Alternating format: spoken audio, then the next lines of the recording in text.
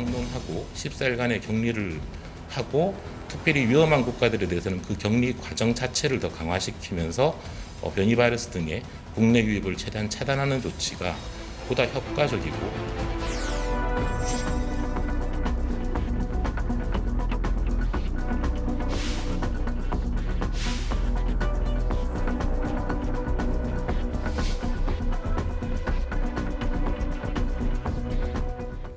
자, 이어서 코로나 백신 상황 알아보도록 하겠습니다. 지금 백신 이상 관련해서 의료비를 확대하는 방안을 추진하고 있는데 네. 인과관계를 조사하는 기간이 좀 길잖아요. 네, 맞습니다. 조사하는 심사하는 과정에도 지원하는 방안 이것도 추진이 됩니까? 예, 추진되고 또 추가적으로 이 지원을 확대합니다. 그러니까 지금 5단계로 돼 있습니다. 네. 인과성이 있다, 보상되죠.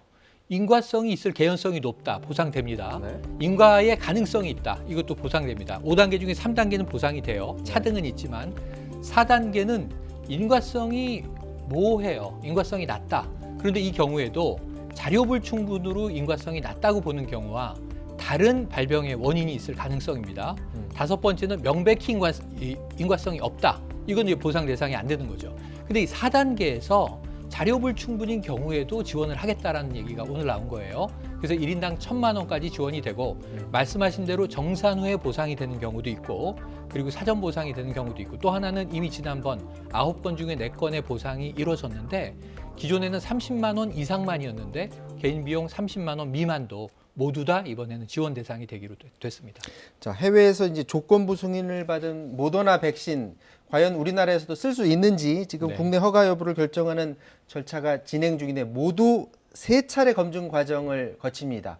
그중에 오늘 첫 번째 검증 결과가 나왔습니다. 잠깐 듣고 오도록 하겠습니다. 약 94.1%의 예방 효과가 나타났으며 연령이나 기저질환 유무에 관계없이 86% 이상의 예방 효과가 있었습니다.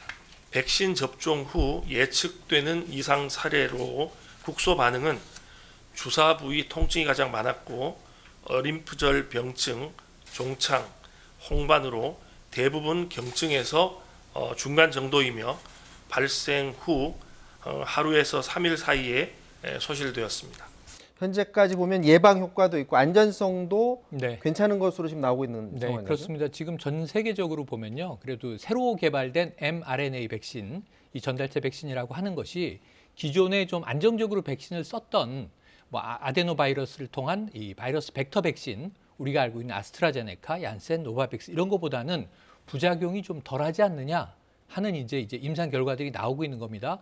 효과는 94.1%라고 얘기했고요. 28,000여 건의 사례를 분석을 한 겁니다. 샘플 수를. 그래서 임상적으로는 훌륭하다라는 판정인데 지금 오늘은 1차 검증단이고요.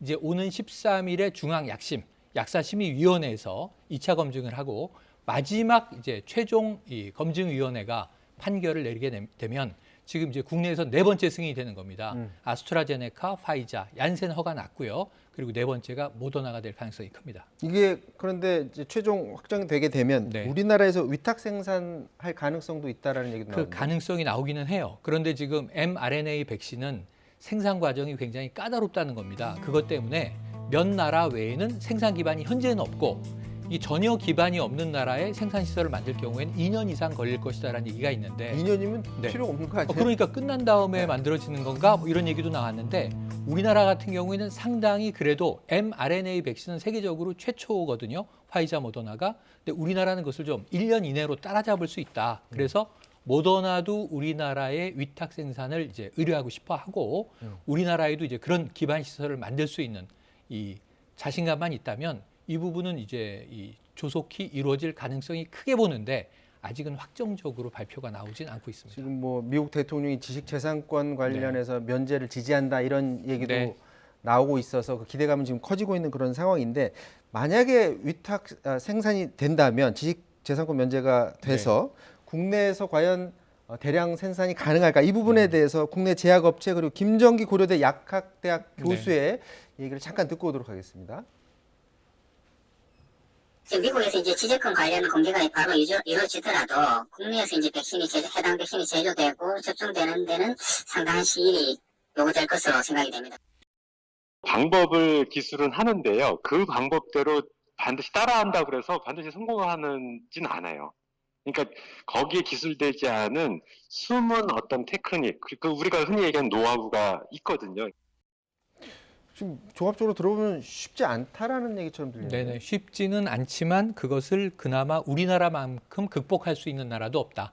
그 노하우를 빨리 캐치할 수 있다라고 하는 이제 자신감도 나오고 있습니다. 근데 아까 말씀하신 대로 어느 나라나 이 지식재산권을 다 공개해서 마음대로 쓰세요 하면 설계도를 나눠주는 격인데 설계도만 놓고 어떤 제품을 완벽하게 만드는 노하우를 가진 기술이 있는 기업이나 나라가 많지는 않다는 거죠. 그래서 사실은 설계도를 놓고 생산하는 과정마다 숨어있는 테크닉, 노하우 이런 것들도 함께 전수가 돼야 되기 때문에 공장을 지어야 되지 않겠습니까? 근데 그 공장이 이 설계도를 만들어낼 수 있는, 이 백신을 제대로 만들어낼 수 있는 품질 노하우가 충분한 것인가 이것을 검증하는 게 아주 미세하다는 거죠. 그런데 우리는 할 수 있을 가능성이 높다 하는 이야기도 나오고 있습니다. 자, 코로나 백신 얘기는 이 정도에서 마무리를 짓고요.